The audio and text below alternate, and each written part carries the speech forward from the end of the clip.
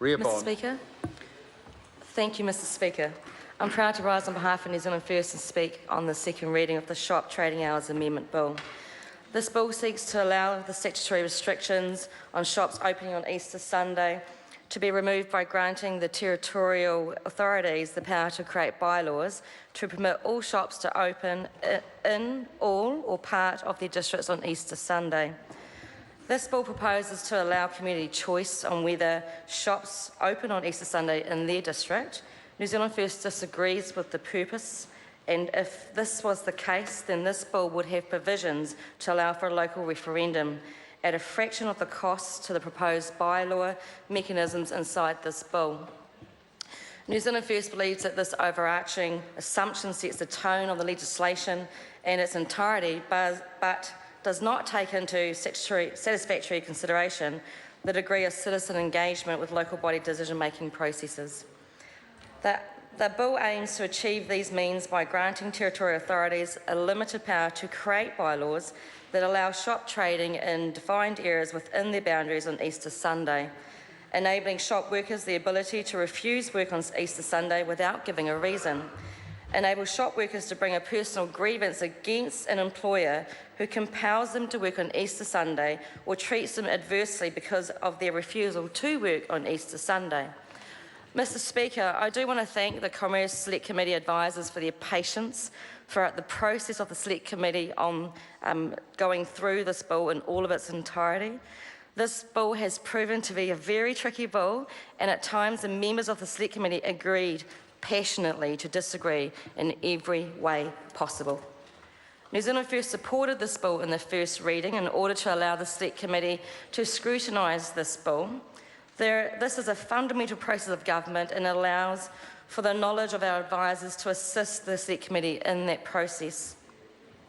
The Select Committee had a good range of submitters. In total, we had 107 submissions, and we heard from 17 submitters orally.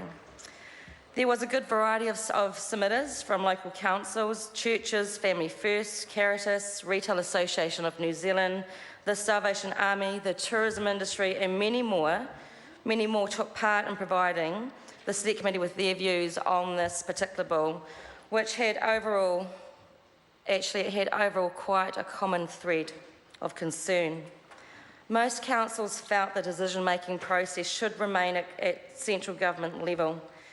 They did not want to make the decision for their local council to choose to create a bylaw and have to actually enact on that bylaw.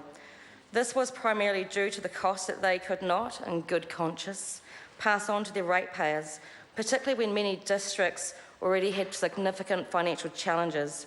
We have seen this in my hometown of Invercargill, where a proposed project to fund water mains that had failed quite spectacularly was under constant pressure due to financial demands in other areas. Such a bylaw would add more pressure on local councils who could face costs ranging from between $60,000 up to $120,000.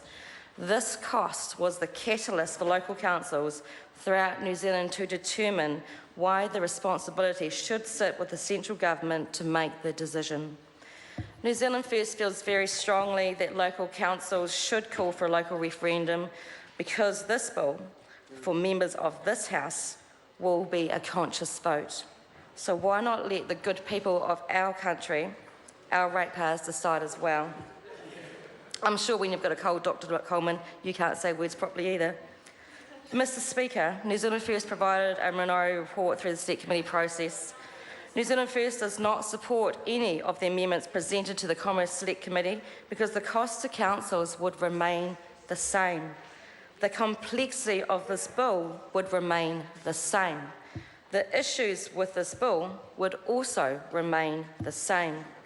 Fundamentally, the main purpose of this bill was initially to allow councils to consult with their communities regarding Easter Sunday trading, and their employees are given the opportunity to decline work without repercussion.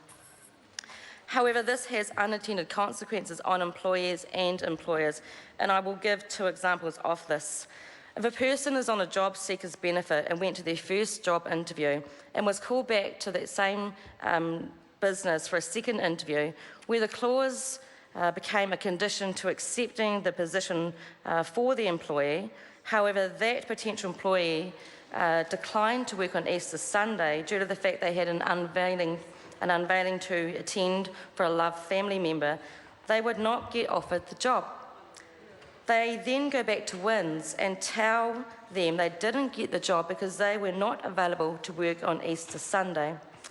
What happens to these people then, Mr. Speaker? I'll tell you what happens to them. They get stood down from their benefits, and this is clearly an unintended consequences for job seekers. This is just one example amongst many more that I can give on this particular issue within this bill.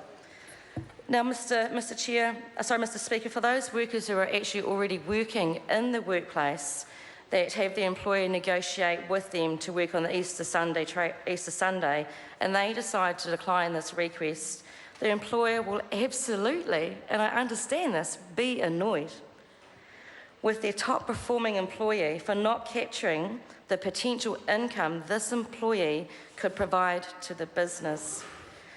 The relationship breaks down. The employee seeks the only method of protection, which is to take a personal grievance against their employer, and this also goes vice versa. When that relationship breaks down further in the workplace and that employee decides to leave, go get a new job somewhere else, they must disclose that they took a personal grievance against their previous employer. Mr. Speaker, this is tinkering with provisions of employment that is riddled with unintended consequences. Mr. Speaker, I'd like to now briefly address the submission from Caritas Aotearoa New Zealand, who put forward a very strong submission that's centred around the rights of family to spend time together, to strengthen the family bonds, to be able to go away as a family over Easter weekend. Theirs was a call to keep New Zealanders 3.5 days per year to remain shop-free and to be able to focus on our families. We know that there is a lot of pressure on families in today's world, so New Zealand First can sympathise with families that are struggling to find time with each other. In conclusion, Mr. Speaker, 10 times there have been bills like this bill brought to the House, and 10 times those bills have been lost and voted down. New Zealanders work the second longest hours in the OECD. New Zealand has some of the most liberal shop trading hours in the world, with only 3.5 days annually restricted and absolutely no restriction aside from certain sectors on opening hours. New Zealand First believes that such nationwide change is undemocratic when local elections can be used for a local referendum on whether to liberalise local trading hours further. Or some would say it's too late for the 2016 local elections. That is not the case. It would be suitable to hold a local referendum, saving costs for territorial authorities and allowing each community to decide for itself by asking a simple question. Do you want shops in your district to open on Easter Sunday? Thank you, Mr. Speaker. Jackie Dean. Mr. Speaker, this bill is